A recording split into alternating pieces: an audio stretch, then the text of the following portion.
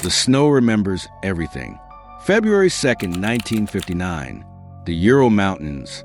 9 experienced hikers tear through their tent from the inside, slashing open with knives in a frenzy of absolute terror, and flee barefoot into a blizzard with temperatures plunging to minus 30 degrees. Within hours, all 9 are dead. Their bodies, when finally discovered weeks later, tell a story that defies every natural explanation. Crushed skulls, missing eyes, tongues torn from mouths, radiation burns, and not a single external wound to explain the internal devastation. The Soviet government seals the files, declares it an unknown compelling force, then buries the case so deep that even speaking the name becomes dangerous. What hunted them that night on Dead Mountain?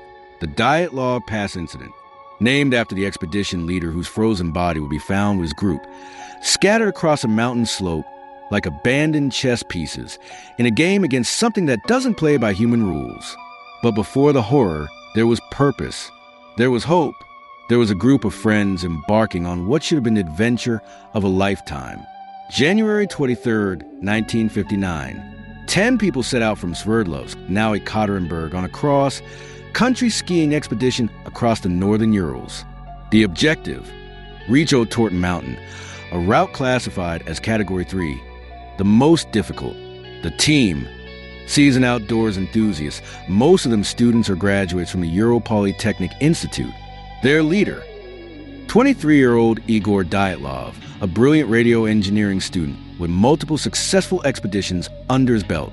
Among them, Zinaida Kolmogorova, 22, studying radio technology, Rustam Slobodin, 23, an engineer, Lyudmila Dubinina, 20, studying economics, Yuri Doroshenko and Yuri Krivonichenko, both experienced hikers and outdoor survival experts, Alexander Kolevatov, a physics student, Nikolai Thibault Brignol, an engineering student, Semyon Zolotaryov, 37, the oldest, a veteran with combat experience, and Yuri Yudin, who made one decision that would save his life and haunt him forever.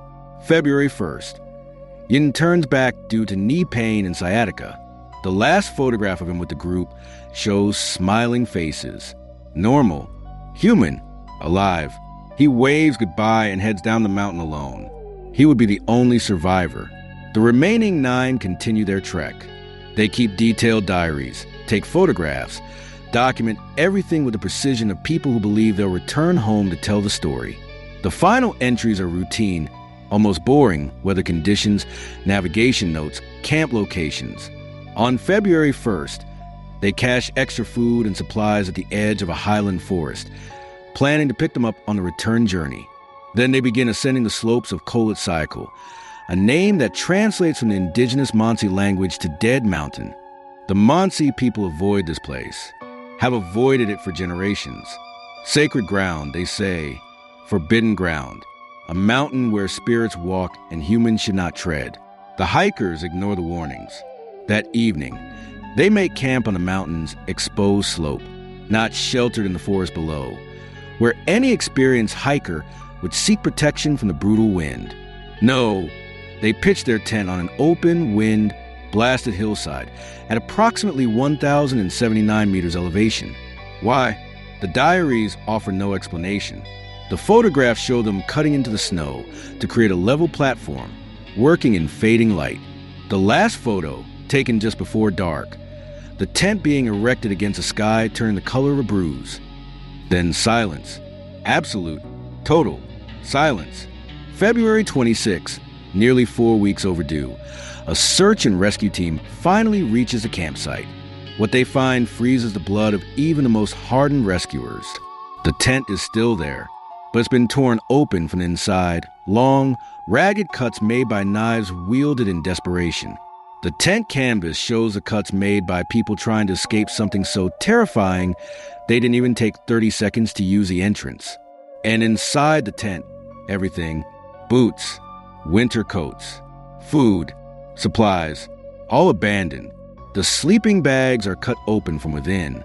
Outside, leading away from the tent down the slope toward the tree line 1,500 meters below. Footprints, barefoot footprints in the snow. some in socks. One person in a single boot. The trail shows 8 or 9 people fleeing in coordinated panic. Walking, not running, but moving with clear purpose away from the tent and toward the forest. The prints show no signs of combat, no indication of being chased, just evacuation, immediate and total evacuation of a secure shelter into lethal cold. The search team follows the footprints down the mountain. At the forest edge, beneath a large cedar tree, they find the first bodies, Yuri Doroshenko and Yuri Krivonishenko, both frozen, both wearing only underwear, barefoot. But here's where the nightmare deepens. The cedar tree shows fresh breaks and branches up to 5 meters high, broken off by human hands. Someone climbed that tree, climbed it barefoot in lethal cold, snapping off branches frantically, desperately trying to see something, trying to watch something. Looking back up the mountain toward the tent, near the cedar, the rescuers find the remains of a small fire. Bits of flesh from the 2 dead men's hands and legs show. They try to warm themselves, burning their own skin in the process. Around them, pieces of clothing that had been cut from their bodies. Cut, not removed normally. Harvested. The search expands. Between the tent and the cedar, they find 3 more bodies. Igor Dyatlov, Zinaida Kolmogorova, Rustam Slobodin, frozen in the snow, positioned as if they were trying to crawl back to the tent. Not fleeing anymore, returning, attempting to reach the shelter they'd abandoned. Dyatlov is found 300 meters from the tent. Kolmogorova 630 meters. Slobodin 480 meters. The spacing suggests they died at different times. Slowly, one by one, trying to save themselves. 5 bodies recovered. For still missing, the autopsies reveal the first wave of impossibilities. All 5 died of hypothermia. Yes, but Slobodin's skull shows a small crack, not severe enough to kill, but significant. All of them show signs of physical trauma. And here's the detail that starts cracking the foundation of reality. Several of them are wearing clothes that belong to the others. Kolmogorova is wearing Dubinina's pants. Krivonishenko's pants have been cut away, then found on another body. They were taking clothes from their friends. From the dying, from the dead. May 4th, 2 months after the search began, the final 4 bodies are discovered in a ravine 75 meters from the cedar tree, buried under 4 meters of snow. Ludmila Dubinina, Semyon Zolotaryov, Dabo Brignol, Kolevatov, and with their discovery, the case transforms from tragedy into something that should not exist in the natural world. Dabo, Brignol's skull is fractally shattered, a massive, catastrophic injury described by the medical examiner as equivalent to a severe car crash. Dubinina and Zolotaryov both show major chest fractures, ribs broken, sternums crushed, internal organs pulverized. The medical examiner, Dr. Boris Vozrozdeny, writes in his report that the force required to cause these injuries will be comparable to a car crash at high speed. But here's the detail that stops the heart. No external wounds, no bruising, no cuts, no signs of impact on the skin. The devastation is entirely internal, as if they were crushed by an invisible hand.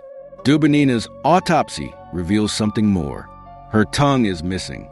Not cut, torn, removed with a hyoid bone attached, ripped from her mouth along with surrounding soft tissue.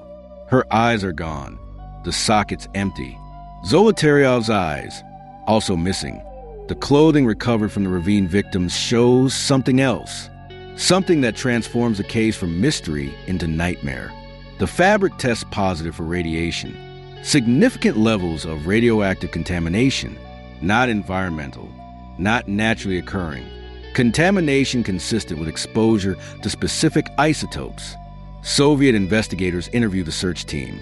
The rescuers, local Mansi tribes. They seal the pass from further expeditions. Then on May 28th, the lead investigator, Lev Ivanov, closes the case with a finding that becomes infamous for what it refuses to say. The cause of death was an unknown compelling force which the hikers were unable to overcome. Unknown compelling force. Not an avalanche, though officials would later claim it. The slope angle was too shallow. No signs of avalanche debris. The tent remained standing. Not an animal attack, no tracks, no blood, no wounds consistent with predation, not military testing. Though witnesses reported strange orange spheres in the sky that night, floating above the mountains with an unnatural light, not hypothermia alone, that doesn't explain the catastrophic internal injuries, doesn't explain the radiation, doesn't explain why 9 experienced hikers would slash their only shelter and flee into certain death. The case files are sealed, classified, hidden in Soviet archives for decades. When they finally surface, they raise more questions than answers. Photographs from the hikers' cameras show normal scenes, everyday moments. But the final frame on one camera, Krivnishchenko's, shows something else. Blurred, indistinct, taken in darkness. Experts have analyzed it for decades. Some see a figure, others see nothing. The image remains ambiguous, maddening, forever unclear. Witness testimonies from the area describe lights in the sky that night, bright, orange, moving with impossible speed and precision. Military units stationed nearby report the same. Glowing spheres that split apart, rejoin, hover without sound, led investigator Ivanov, in later interviews after the fall of the Soviet Union, admits he was ordered to suppress this evidence, ordered to close the case despite believing something beyond normal understanding occurred. In 2019, 60 years after the deaths, Russian authorities reopened the investigation. The official conclusion, a small avalanche or snow slide caused panic, leading to hypothermia and injuries from falls. But this explains nothing, addresses none of the forensic evidence, ignores the radiation, dismisses the internal injuries, pretends a missing soft tissue doesn't exist. Yuri Yudin, the sole survivor who turned back before reaching Dead Mountain, spent his life searching for answers, gave countless interviews, examined theories, studied the evidence. Before his death in 2013, he said something that crystallizes a horror. If I had a chance to ask God one question, it would be, what really happened to my friend that night? He never found the answer. Dead Mountain still stands in the northern Urals. The pass still bears Dyatlov's name. And sometimes on February nights when the wind howls through the peaks, locals say they can still hear screams carried on the storm. 9 voices calling out in terror, running from something that left no tracks, fighting something that couldn't be fought, dying from something that shouldn't exist. The Soviet government knew something. The sealed files prove it. The suppressed evidence confirms it. Whatever they found, whatever they learned, they decided the truth was more dangerous than the mystery. Perhaps they were right. Perhaps some questions exist not to be answered, but to remind us that there are forces in this world that exist beyond our comprehension, beyond our control, beyond our survival. The snow remembers everything. And sometimes what it remembers should have stayed frozen in silence forever.